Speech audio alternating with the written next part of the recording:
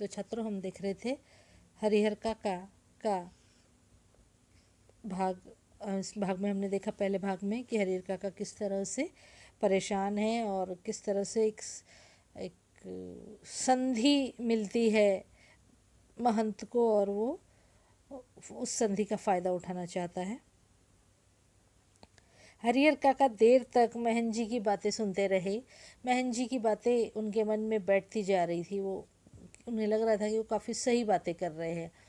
ठीक ही तो कह रहे थे महन जी, कौन किसका है, 15 बीघे खेत की फसल भाइयों के परिवार को देते हैं तब तो कोई पूछता नहीं, अगर कुछ न दे तब क्या हालत होगी।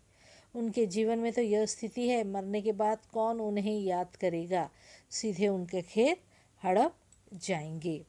वो कहते हैं कि उनके तो अभी ये हाल है, तो मरने के बाद इतना सब कुछ देने के बाद वो उन्हें तो कोई याद भी नहीं रखेगा।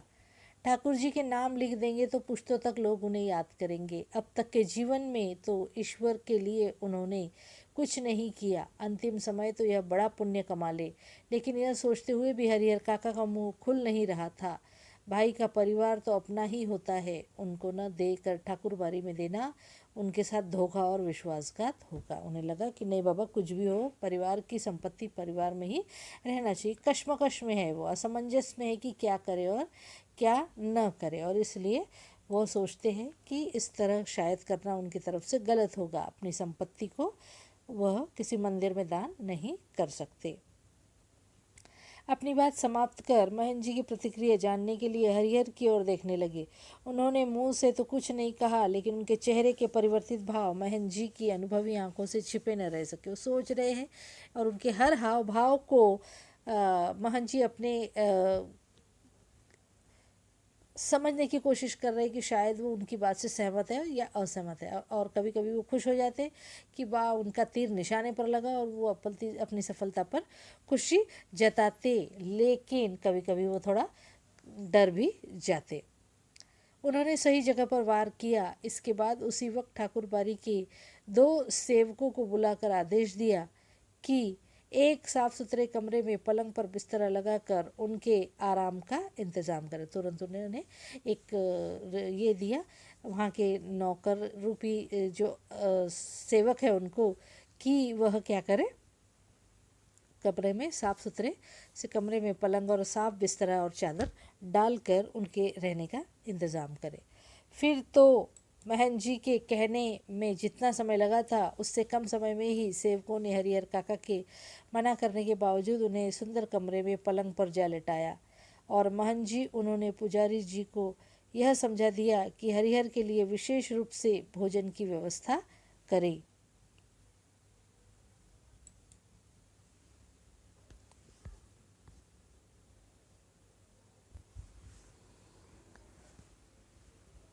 हमने देखा कि फिर वो तुरंत उनके लिए कमरा बनाते हैं और बावजूद उन्हें एक सुंदर कमरे में पलंग पर लेटाया गया। और महन जी उन्होंने पुजारी जी को यह समझा दिया कि हरिहर काका के लिए आज बड़ा अच्छा खाना बनाया जाए, क्योंकि ये सारी जो समस्या है वो खाने को लेकर ही उत्पन्न हुई है।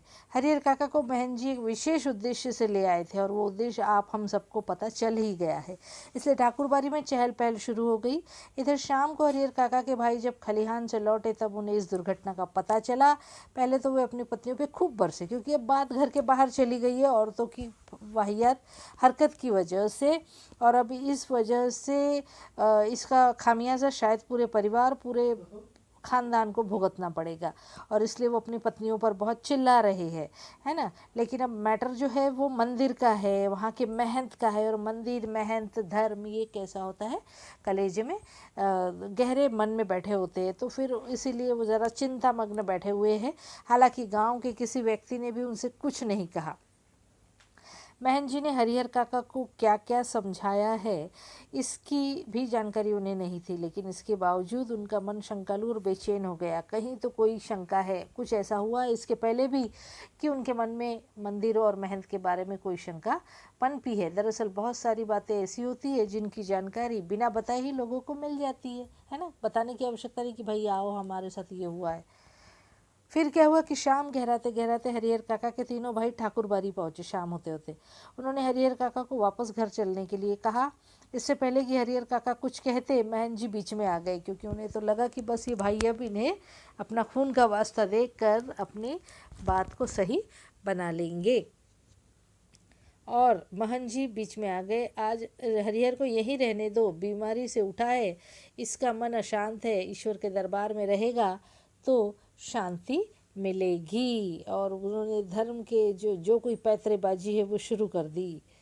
लेकिन उनके भाई उन्हें घर ले चलने के लिए जिद करने लगे। इस पर ठाकुरबाड़ी के साधु संत उन्हें समझाने लगे और उपस्थित गांव के जो नागरिक थे उन्होंने भी कहा कि भाई एक दिन ठाकुरबाड़ी में रह लेने दो, अच्छा लगेगा उन्हें। अतः भाइयों को निराश हो वहाँ से लौटना पड़ा। रात में हरिहर काका को भोग लगाने के लिए जो मिष्ठान और व्यंजन मिले वैसा उन्होंने कभी नहीं खाए थे। घी टपकते मालपुए और रस बुनिया, हलवा, छेने की तरकारी यानी जो पनीर होती है उसकी, दही, खीर, व ऐसे पदार्थ। और खाने की ही तो सारी बातें थी, तो खाने ही अच्छा मिला और इसकी वजह से ठाकुरबाड़ी के लिए उनके मन में बहुत श्रद्धा उत्पन्न हो गई और तीर बिल्कुल निशाने पर लग रहा था अभी महन जी का। पुजारी जी ने स्वयं अपने हाथों से खाना परोसा था। पास बैठे महन जी धर्म चर्चा से मन की शांति पहुंचा रहे थे कि 4 बातें अच्छी बता रहे थे। एक ही रात में ठाकुरबाड़ी में जो सुख, शांति और संतोष पाया वह अब तक के जीवन में उन्होंने नहीं पाया था। वाह, क्या बढ़िया अच्छा उन्हें लगा था, लेकिन पता नहीं कितना सच था और कितना टिकाऊ था। इधर तीनों भाई रात भर न सो सके।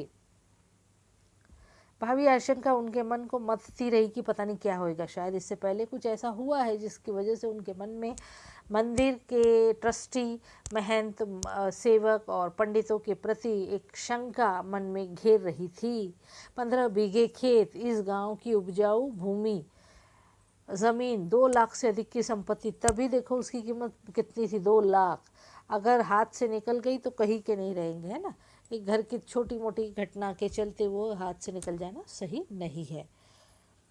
सुबह तड़के ही तीनों भाई पुनः ठाकुरबाड़ी पहुंचे। हरिहर काका के पांव पकड़ रोने लगे, अपनी पत्नियों की गलती के लिए माफ़ी मांगी और उन्हें दंड देने की बात कही। साथ ही खून के रिश्ते की माया फैलाई। हरिहर काका का दिल पसीज गया, वह पुनः वापस लौट आए, क्योंकि खून का रिश्ता तो खून का रिश्ता होता है और इसलिए उनका मन पसीज गया और वो वापस आ गए। लेकिन यह क्या, इस बार अपने घर पर जो बदलाव उन्होंने लक्ष्य किया उसने उन्हें सुखद आश्चर्य में डाल दिया। जब वो घर आए तो देखा कि कमाल का बदलाव घर में हो गया है। किस तरह का? व्यवहार का। घर के छोटे बड़े सब उन्हें सिर आंखों पे उठाने को तैयार है। सबको शायद रात भर तंबी है और ये मिल गई सबक, तो इस वजह से भाई की पत्नियां ने उनके पैर पर माथा रख गलती के लिए क्षमा याचना की। फिर उनकी आवभगत और जो खातिर शुरू हुई वैसी खातिर किसी के यहाँ मेहमान आने पर भी नहीं होती होगी। उनकी रुचि और इच्छा के मुताबिक दोनों जून यानी दोनों समय खाना और नाश्ता उन्हें तैयार मिलता। 5 महिलाएं उनकी सेवा में मुस्तैद यानी मौजूद। जब भी आवाज़ लगाओ महिलाएं कोई ना कोई आ जाता। और अब तो सब खैर खबर ले रहे या उनके मर्जी से पूछ के खाना बनाया जा रहा। 3 भाइयों की पत्नियां और 2 उनकी बहुएं। हरिहर काका आराम से दालान में पड़े रहते। जिस किसी चीज़ की इच्छा होती आवाज़ लगाते ही हाजिर। वे समझ गए थे कि यह सब महन जी क्या हुआ उल्टा। उनको लग रहा है कि महन जी ने काफ़ी उनके जीवन में ये जो बदलाव आया है वो महंत की वजह से हुआ। हालांकि ऐसा नहीं है, इनको लग रहा है कि 15 बीघे खेत या कहीं मंदिर में दान न कर दे, इसलिए वो जाग गए, सावधान हो गए। इसलिए महन जी के प्रति उनके मन में आदर और श्रद्धा के भाव निरंतर बढ़ते ही जा रहे थे। अब तक के लिए यहीं तक। आगे देखते हैं पेज नंबर 17 का से आगे।